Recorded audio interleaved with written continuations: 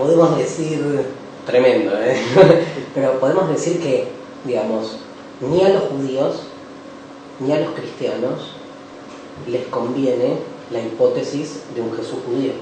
A los judíos, no a la iglesia. A los judíos no es que no les conviene. Los judíos tenemos frente al tema de Jesús una imagen automática del cristianismo.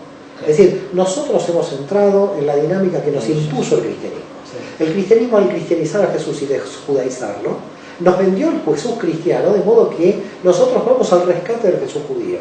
Yo pienso que estratégicamente, ya no hablando de forma espiritual, sino solamente de estrategia, el rescate del Jesús judío es fundamental para que los 2.000 millones de cristianos que hay en el mundo, que es un tercio del mundo, entiendan que su raíz es judía y deberíamos de este modo desactivar el antijudaísmo.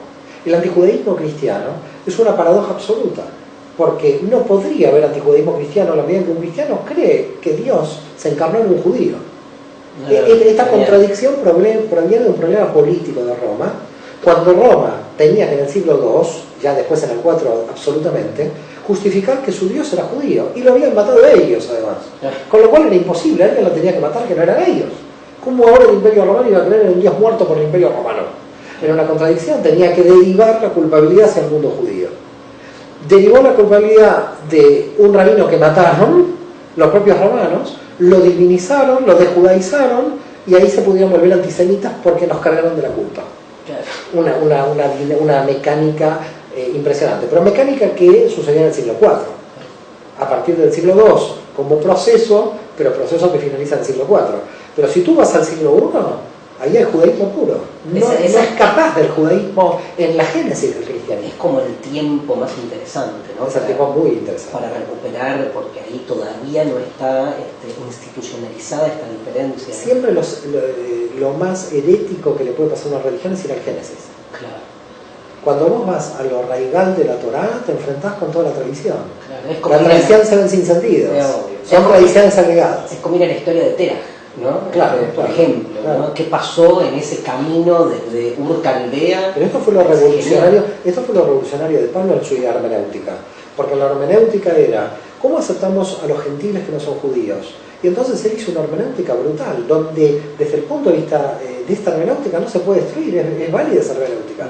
La radicalizó tanto para justificar la integración de los gentiles en las sinagogas, o su oficialización, porque ya había gentiles en las sinagogas no oficializados. Por lo tanto, ¿qué es lo que dice? Los gentiles en qué situación están? Como Abraham antes de la circuncisión. Y por tanto, si están como Abraham antes de la circuncisión, Abraham, nosotros que decimos que no era monoteísta antes de la circuncisión, claro que lo era. Obvio. La circuncisión para Pablo es el sello de la fe anterior. Por tanto, ¿cómo están los gentiles? Como Abraham antes de la circuncisión. ¿Cómo están los judíos? Como Abraham cuando se circuncidó.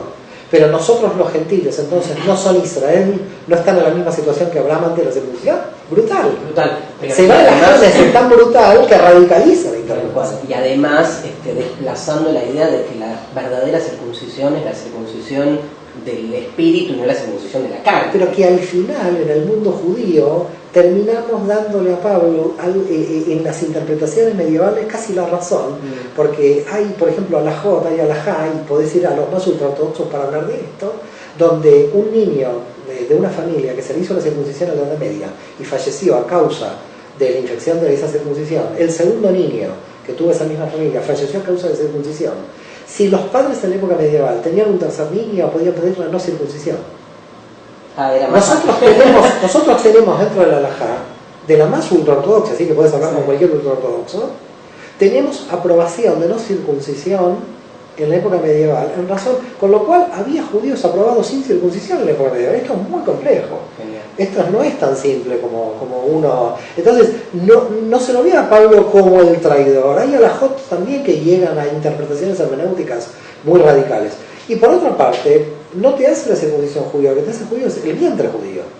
Por tanto, si nosotros decimos, si nos apoyamos en este punto, siguiendo el lineamiento de la ortodoxia, que después se podría criticar eventualmente, pero si nos ponemos en este axioma, y decimos, este axioma es verdadero, es hijo de madre judía, y entonces el hijo de madre judía no está circunciso, ¿es no judío? No. Es un judío transgresor, pero sigue siendo judío. Por tanto, la circuncisión es una herramienta de entrada al pueblo, pero no es una herramienta de adscripción nacional basada en la madre. Porque basado en la madre, la circuncisión tiene un efecto secundario. Tiene un efecto de entrada al pueblo, pero no tiene un efecto de permanencia. La permanencia la tenés con madre judía en este caso, ¿no? En este caso la halajá oficial ortodoxa tradicional. Ahora, qué bárbaro que, digamos, no solo partís de un Jesús judío, sino que en este nuevo pliegue de lo que estamos dialogando, aparece un Pablo judío con una intención muy judío. Judío Pablo completamente, tanto que él, cuando él ve... Ahí hace más ruido, ¿no? Porque Pablo está signado por el cristianismo como el fundador. Mira, ahí hace más ruido por dos razones. Ahí sí la historiografía judía lo ve como el traidor. Sí. Entonces es ahí donde yo me enfrento a la historiografía judía. Ahí sí yo me llevo mal con casi todos los historiadores judíos, porque yo digo Pablo fue judío. Claro. Pero no solamente Pablo fue judío, sino que toda la hermenéutica también fue judía. Pablo estaba viendo el judaísmo como una religión desnacionalizada. Y él entendía que el judaísmo se podía expandir si algunos elementos nacionales quedaban fuera. Entonces estaba haciendo una especie de... estaba teniendo una visión muy religiosa del judaísmo, pero no la tenía la visión nacional, porque la visión nacional del judaísmo le enfrentaba al Imperio Romano. Esta visión es la que le molestaba a Pablo. Porque la que le molestaba a Pablo era que el judaísmo, tomando un camino político, se enfrentara al Imperio Romano. Por tanto, la problemática de Pablo es cómo no nos tenemos que enfrentar al Imperio Romano para que el Imperio Romano se judaice. ¿Y qué es? ¿Dónde está radicada la fortaleza judía? En la ética bíblica. Y si la ética bíblica funciona, yo voy a convencer a los romanos por la ética bíblica, no voy a ir contra los romanos desde el punto de vista militar. Es una locura ir, y la verdad que fue una locura. Sí. Es decir, nos llevó a 3 guerras contra Roma, donde perdimos más de 2 millones de judíos entre esclavos, crucificados, fue una locura. Claro, ¿qué es lo que pasó? Esa dinámica de religión nacional se mantuvo hasta hoy. Pero Pablo estaba entendiendo el judaísmo como una religión universal, como una religión abierta a todos los pueblos. Pero claro, el precio que había que pagar era perder la nacionalidad judía. Y en este punto, el pueblo judío dijo, nosotros somos un pueblo. Con lo cual la estructura nacional primó sobre la cuestión religiosa y Pablo quedó descolocado. Ahora, no quedó tan descolocado, porque gracias a Pablo hay 2.000 millones de cristianos. Por tanto, visto desde el punto de vista de la demografía, nosotros no alcanzamos los 15 millones, y el resultado de esta hermenéutica radical paulina fueron 2.000 millones de cristianos. Por lo tanto, tan mal no le fue en términos de expansión.